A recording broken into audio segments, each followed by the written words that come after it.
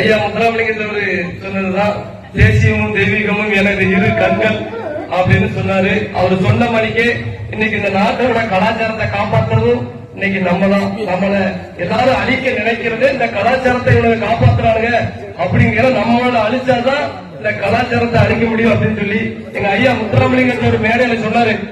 அவர் சொன்னதெல்லாம் இன்னைக்கு நடந்துட்டு பாலை பாட்டிலில் அடைத்து விற்பது போல தண்ணீரையும் ஒரு நாள் பாட்டில் அடைத்து விற்பான்னு சொன்னது யாரு? முத்துராமலிங்க தேவர். அப்ப முத்துராமலிங்க தேவர் மேடையில பேசுறோம், எல்லாரும் சிரிச்சாங்களாம். என்னப்பா அந்த மனுஷன் தண்ணிய போய் விற்பான்னு சொல்லுதாரு அப்படின்னு சொல்லி. அவர் சொன்னதுதான் இன்னைக்கு நடந்திருக்கு. விளைநிலங்கள் அனைத்து வீடுகளா மாறும், பிளாட்டுகளா மாறும் அப்படின்னு சொன்னாரு. இன்னைக்கு அதே மாதிரி நடந்துகிட்டு இருக்கு. மனிதன் நகரங்களில் புறா கூடுகளில் வாழ்வான். அதாவது அபார்ட்மெண்ட்ஸ் இருக்குல்ல, அதை அப்பவே சொல்லியிருக்க, அபார்ட்மெண்ட்ஸ்ல வந்து வாழ்வான். அப்பேற்பட்ட ஒரு ஞானி, காலத்தை கணித்த ஒரு ஞானி, சாதிய சிந்தனை கொண்டவன் அரசியலுக்கு வந்தா நாடு நாசமா போன்னு சொன்னாரு.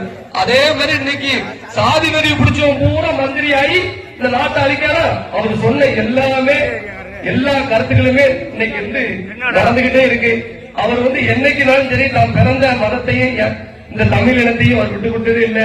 இந்த நாட்டுக்காண்டி அவர் வாழ்ந்த வாழ்க்கை உங்களுக்கு தெரியும். 4000க்கு மேல சிறையில தான் வாழ்ந்தார். அவர் சிறையில தான் இருந்தாரு. அவரை மாதிரி ஒரு பிரம்மச்சாரி இனிமே இந்த நாட்டில் பிறக்க முடியாதுன்னு சொல்லி சொன்னாங்க. அப்பேற்பட்ட ஒரு மனிதன் ஐயாவை பத்தி சொல்லணும்னா நிறைய சொல்லிக்கிட்டே இருக்கலாம். ஏன்னா அந்த அளவுக்கு நம்ம ஐயா முத்துராமலிங்கத்தவர் வந்து நிறைய இந்த தமிழக மக்களுக்கும் இந்திய மக்களுக்கும் அவர் வந்து அவர் ஆட்சி சென்ற பணிகள் நிறைய.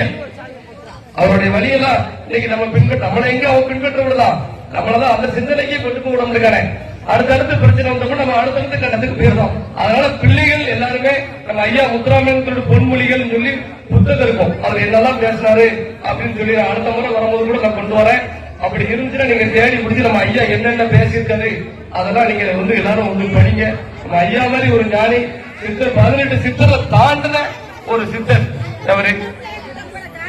இதையெல்லாம் நீங்க வந்து படிக்கணும்னு சொல்லி, இந்த பெண் பிள்ளைகள் படிக்கணும்னு சொல்லி நான் மனதார கேட்டுக்கொள்கிறேன். மிக்க மிக்க நன்றி.